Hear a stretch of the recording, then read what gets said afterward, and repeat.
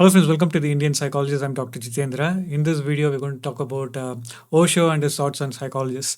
In this YouTube channel, we talk about psychology and life and how we can make life a little more palpable using psychology. Now, coming back to Osho.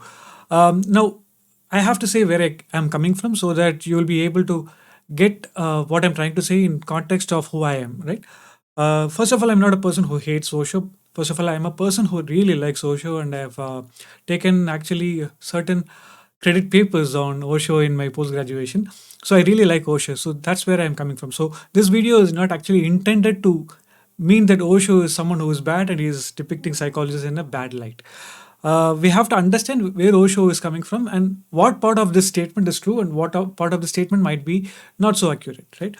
Now, when you take humans in general, do they really have a clue about who they are and what they want to be and why they are running after things that they run after? We really don't know. Even the so-called saints, sages, they at sometimes don't really have a clue of where they are actually running at. So when we say that psychologists have no clue about themselves, what we are generally referring to is that human beings by themselves do not have a sense of who they are or where they are at and where they are going to.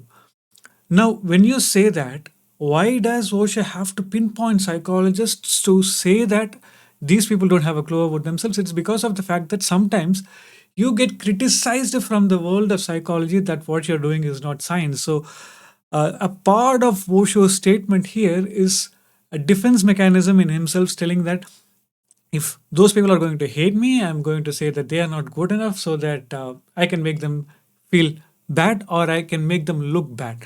Now, I'm not saying that Mr. Osho did this consciously or not, but this is where it is at, right? We also have to understand who Osho really is. Osho is you can say he is a self-realized human being, but the problem with that statement is that there is a human being part there. So whenever a person is a human being, even though he considers himself a saint or a sage or a monk or anything, he can always fall because human beings are imperfect. I'm not talking about God and humans and God is perfect and humans are imperfect. I'm not getting there. But the thing is, when you say that a man is a saint, he is still a man. So Osho, in spite of being so good at understanding himself and understanding a lot more of other people and helping a lot of people, he still was a man and he had his own defense mechanisms.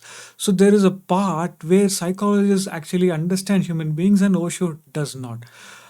The simple underlying fact here is that both psychologists and Osho are both human beings, and that's where the problem is at. Now, there is one more problematic thing here when Osho says psychologists don't know nothing of themselves. The point is, yes, every human being does not understand themselves a whole lot, but psychologists claiming to be psychologists and claiming to be people who understand other human beings and themselves well are actually in a spot where if what they are saying is not true, then it becomes like a lie, right? That's what actually Osho was getting at. So these people, he considered them as imposters and doing great injustice to humanity by calling themselves as psychologists and people who understand human beings while they don't understand themselves. So the whole point of this video is the fact that neither Osho or psychologists have a complete understanding of what human beings are and what we are going towards and why we are existing and why do we do the things that we do. But one part of the psychologist which is kind of better than Osho's ideology is a quest that I want to know more about human beings. And at one point, I have a realization that I don't know a lot of myself. That is really important because ignorance can only be enlightened when you understand that you are already ignorant.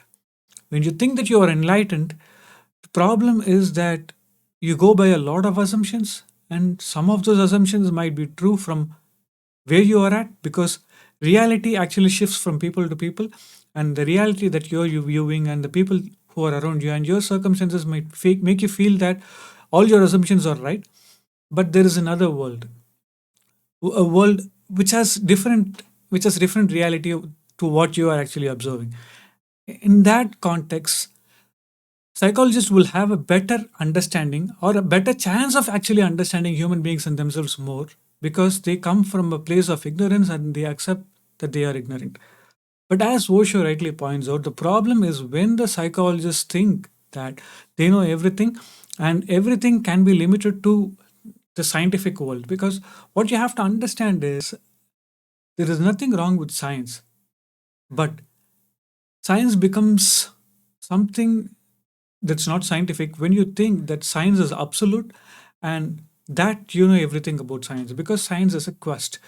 So when you assume that you know everything and you think that you can fit everything that happens in the world to the theories that you have in hand, then what you're trying to do is, as Charlie Munger usually says, you for a man with a hammer, everything looks like a nail, right?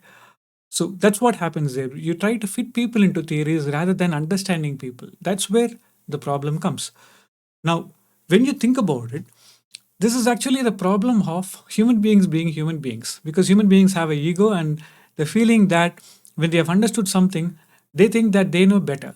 When you think that you know better, that's where the problem is. And this is the whole problem of uh, not just psychologists, but anyone who calls themselves a professional. But it becomes a problem for a psychologist because an engineer deals with machines that are not themselves, but a psychologist deals with human beings who are actually from the same pool. So that's a problem. But what you have to understand is a sage or a saint or a psychologist, when they are understanding that they are human beings and they have limitations, and all they are trying to do is help and trying to understand the other person rather than trying to make them fit into a box, they will be able to do much more justice to their profession. Because you might call whatever it is being a saint, and when you're talking on mic and when you have a community and things like that, you're also trying to survive, right? So we cannot take that part away. So we have to strike a balance and understand that even saints and sages are doing this as a professional, just like a psychologist. But all that you have to understand is that what you have to do is come from a place of goodness and understand that you're here to help people, and that's the most important thing, and not to point fingers. So for all the people who quote from Osho and say that psychologists know nothing about themselves, I'll just say neither do the people who call themselves saints. And what you have to really do is to be having an open mind and try to look at this world from a place of ignorance and try to get enlightened, and don't think that you're already enlightened. That's just my point of view. I just wanted to make this video so that I can make a point for both the sages, saints, and psychologists alike.